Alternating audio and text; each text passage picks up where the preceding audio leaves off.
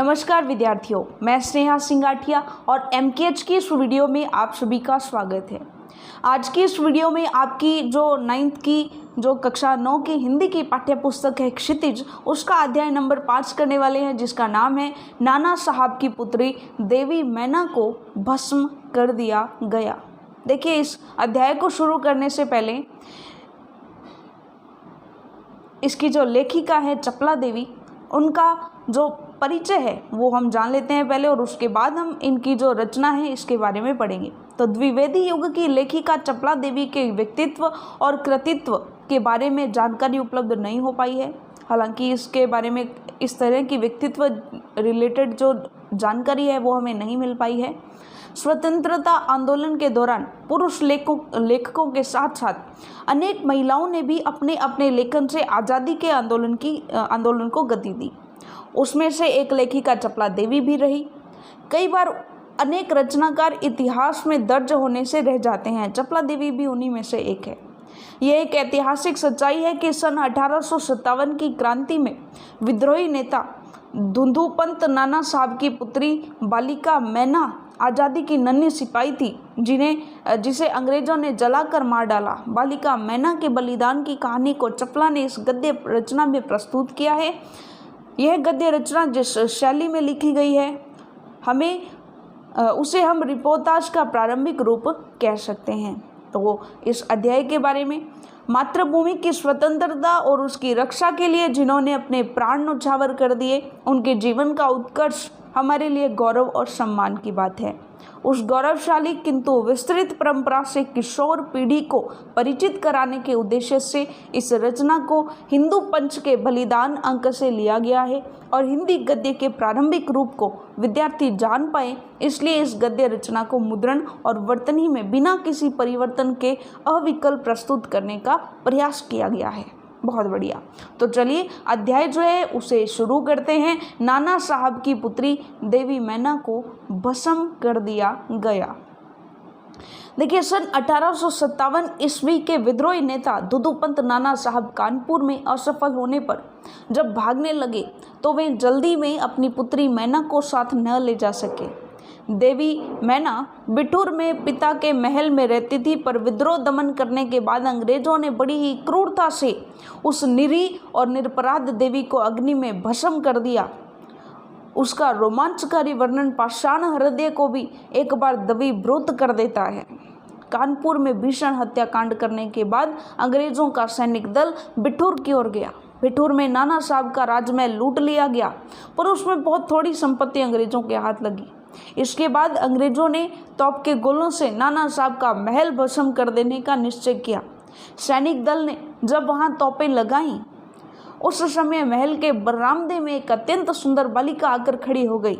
उसे देखकर अंग्रेज सेनापति को बड़ा आश्चर्य हुआ, क्योंकि महल लूटने के समय में बालिका वहां कहीं दिखाई न दी थी। उस बालिका ने बरामदे में खड़ी होकर अंग्रेजी सेनापति को गोला बरसाने से मना किया। उसका करुणापूर्ण मुख और अल्प वेश देखकर सेनापति को भी उस पर कुछ दया आई। सेनापति ने उससे पूछा कि क्या चाहती है। बालिका ने शुद्ध अंग्रेजी में उत्तर दिया, क्या आप कृपा कर इस महल की रक्षा करेंगे?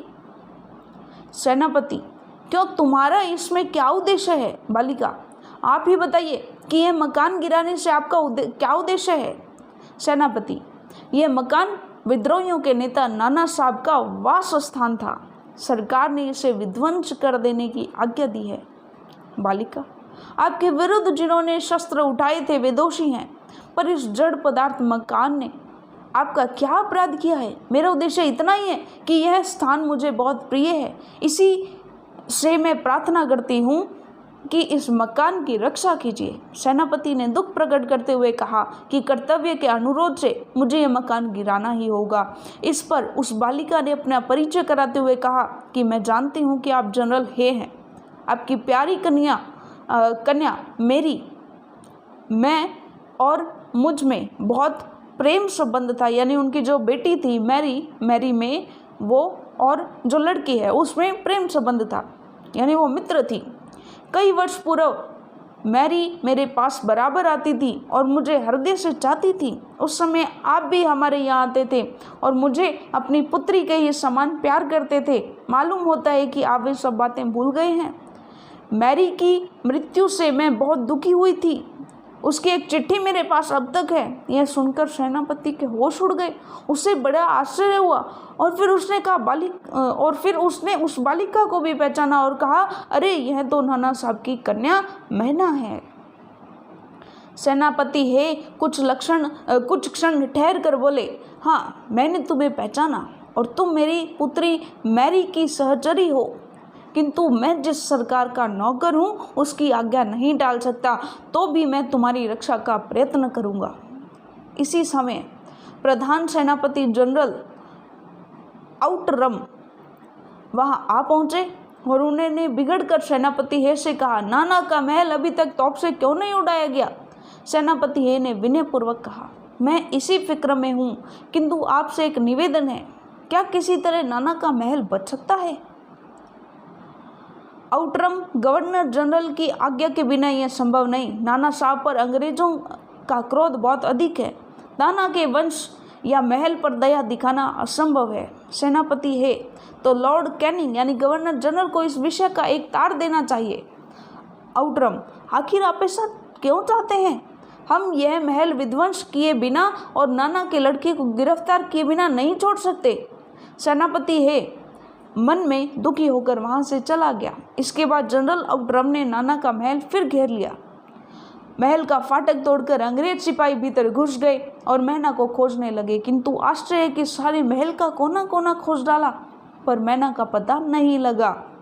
उसी दिन संध्या समय लॉर्ड कैनिंग का एक तार आया जिसका आशय इस प्रकार था, लंदन के मंत्रिमंडल का यह मत है कि नाना का स्मृति चिन्ह तक मिटा दिया जाए, इसलिए वहां की आज्ञा के विरुद्ध कुछ नहीं हो सकता। उसी क्षण क्रूर जनरल आउटरम की आज्ञा से नाना साहब के सुविशाल राज मंदिर पर तोप के गोले बरसने लगे। घंटे भर में वह महल मिट्टी में मिला दिया गया। उस समय लंदन के सुप्रसिद्ध टाइम्स पत्र में 6 सितंबर को यह एक लेख में लिखा गया, बड़े दुख का विषय है कि भारत सरकार आज तक उस दुर्दांत नाना साहब को नहीं पकड़ सकी जिस पर समस्त अंग्रेज जाति का भीषण क्रोध है। जब तक हम लोगों के शरीर में रक्त रहेगा तब तक कानपुर में अंग्रेजों के हत्याकांड का बदला लेना हम लोग न भूलेंगे। उस दिन पार्लियामेंट की हाउस ऑफ लॉर्ड्स सभा में सर टॉमस हे की एक रिपोर्ट पर बड़ी हंसी हुई, जिसमें सर हे ने नाना की कन्या पर दया दिखाने की बात लिखी थी। हे के लिए निश्चय ही यह कलंक की बात है। जिस नाना ने अंग्रेज नारियों का संहार किया, उनकी कन्या के लिए क्षमा, अपना सारा जीवन युद्ध में बिताकर अंत में वृद्धावस्था में सर टॉमस हे एक मामूली महाराष्ट्र बालिका के सौंदर्य पर मोहित होकर अपना कर्तव्य ही भूल गए। हमारे मत से नाना के पुत्र कन्या और अन्य कोई भी संबंधी जहाँ कहीं मिले मार डाला जाए। नाना की जिस कन्या से हे का प्रेमालाप हुआ उसको उन्हीं के सामने फांसी पर लटका देना चाहिए। सन 57 के सितंबर मास में अर्धरात्रि के समय चांदनी में एक बालिका स्वच्छ उज्जवल वस्त्र पहने नाना साहब के भगना वशिष्ठ प्रसाद के ढेर पर बैठी रो रही थी। पास ही जनरल आउटरम की सेना भी ठहरी थी। कुछ सैनिक रात्रि के समय रोने की आवाज़ सुनकर वहां गए। बालिका केवल रो रही थी, सैनिकों के प्रश्न का कोई उत्तर नहीं देती थी। इसके बाद कराल रूपधारी जनरल आउटरम भी वहां पहुंच गया। वह उसे तुरंत पहचान कर बोला, ओह ये नाना की लड़की मैना है। पर वह बालिका किसी और ने देखती थी और न अपने चारों ओर सैनिकों को देखकर जरा भी डरी। जनरल आउटरम ने आगे बढ़कर कहा, अंग्रेज सरकार की आज्ञा से मैंने तुम्हें गिरफ्तार किया। मैना उसके मुंह की ओर देखकर अर्ध स्वर में बोली, मुझे कुछ समय दीजिए जिसमें आज मैं यहाँ जी भरकर रो लूँ। पर पाषाण हृदय वाले जनरल ने उसकी अंतिम इच्छा भी पूरी न होने दी। उसी समय मैना के हाथ में हथकड़ी पड़ी और वह कानपुर के किले में लाकर कैद कर दी गई। उस समय महाराष्ट्रीय इतिहासवेत्ता महादेव चिटनीस के बाकर पत्र में छपा था कि कल कानपुर के किले में एक भीषण हत्याकांड हो गया। नाना साहब की एकमात्र कन्या मैना धधकती हुई आग में जलाकर भस्म कर दी गई। भीषण अग्नि में शांत और सरल मूर्ति उस अनुपमा बालिका को जलती देख सबने उसे देवी समझकर प्रणाम किया। तो देखिए, ये जो है अंग्रेजों की जो क्रूर व्यवहार था लोगों के प्रति, उसका यहाँ पर चित्रण किया गया है। और जो मैना है वो किस तरह से निडर होकर उनका सामना करती है और उसके बलिदान को यहाँ पर दिखाया गया है। तो चलिए इसके प्रश्नोत्तर अब हम देख लेते हैं। तो प्रश्नोत्तर के लिए देखिए एक बहुत ही शानदार सी PDF आपके सामने है।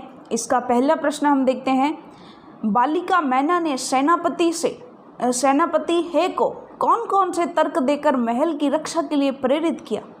तो देखिए इसका उत्तर हम लिखेंगे कि बालिका मैना ने सेनापति हे को महल की रक्षा के लिए निम्नलिखित तर्क दिए कि अंग्रेजों के विरुद्ध शस्त्र उठाने वाले दोषी हो सकते हैं किंतु यह महल दोषी नहीं है। दूसरा तर्क उसने दिया कि यह राजमहल उसे यानी मैना को बहुत प्रिय है। अगला प्रश्न देखिए, मैना जड़ पदार्थ मकान को बचाना चाहती थी पर अंग्रेज उसे नष्ट करना चाहते थे, क्यों। देखिए, क्योंकि मैना जड़ पदार्थ मकान को बचाना चाहती थी क्योंकि मैना उसी मकान में पली बड़ी थी, इसी में उसका बचपन बीता था तथा इस मकान को वह बहुत चाहती थी। पर अंग्रेजों के विरुद्ध हथियार उठाकर अंग्रेजों का नरसंहार करने वाले नाना का महल होने के कारण अंग्रेज उसे नष्ट करना चाहते थे। अगला प्रश्न देखिए, सर टॉमस हे के मैना पर दया भाव के क्या कारण थे। तो इसका साधारण सा उत्तर है कि सर टॉमस स्वभाव से ही दयालु रहे होंगे, तभी तो वे उस किशोरी सुंदरी को देखते ही ठहर गए और उसके जीवन में रुचि लेने लगे। दूसरा कारण यह रहा कि वे मैना को पहचान गए। मैना उनकी मृत बेटी मैरी की बचपन की सखी थी, तब हे उनके घर भी आया करते थे। इन बातों ने हे के दिल में मैना के प्रति ममता जगा दी। तीसरा, मैना ने स्वयं अपनी करुणापूर्ण बातों से हे के मन में करुणा जगा दी। अगला प्रश्न देखिए, मैना की अंतिम इच्छा थी कि वह उस प्रासाद के ढेर पर बैठकर जी भर रो ले, लेकिन पाषाण हृदय वाले जनरल ने किस भय से उसकी इच्छा पूर्ण न होने दी, बताइए। तो इसका उत्तर क्या होगा कि जनरल आउटरम ने भगवान वशिष्ठ राजप्रसाद पर जी भर रो लेने संबंधी मैना की इच्छा इसलिए नहीं पूरी होने दी क्योंकि वह अंग्रेज सरकार का जनरल था। वह अंग्रेज सरकार के प्रति कुछ ज़्यादा ही वफादारी दिखा रहा था। मैना के प्रति सहानुभूति दिखाने पर उसे अंग्रेज सरकार दंडित कर सकती थी और मैना को छोड़ देने पर कुछ लोग पुनः विद्रोह कर सकते थे। और जनरल पाषाण हृदय और असंवेदनशील व्यक्ति था, इसलिए उसने वहां पर उसको जी भरकर रोने भी नहीं दिया। अगला प्रश्न देखिए, बालिका मैना के चरित्र की कौन कौन सी विशेषताएं आप अपनाना चाहेंगे और क्यों। देखिए, बालिका मैना के चरित्र की निम्नलिखित विशेषताएं अपनाने योग्य है। सबसे पहली तो क्या, निडरता। बालिका मैना निडर थी। जब सेनापति है अपने सेनापति के साथ उसके राजमहल को तोड़ने आया तो उसने निडर होकर उनका सामना किया। उसे अपने पकड़े जाने का डर था, फिर भी वह हे के सामने आई, उसे राजमहल न तोड़ने की प्रार्थना की, तर्क दिए और उसके मन में करुणा जगाई। अगला प्रश्न देखिए, टाइम्स पत्र ने 6 सितंबर को लिखा था कि बड़े दुख का विषय है कि भारत सरकार आज तक उसे दरदान नाना साहब को नहीं पकड़ सकी। इस वाक्य में भारत सरकार से क्या आशय है।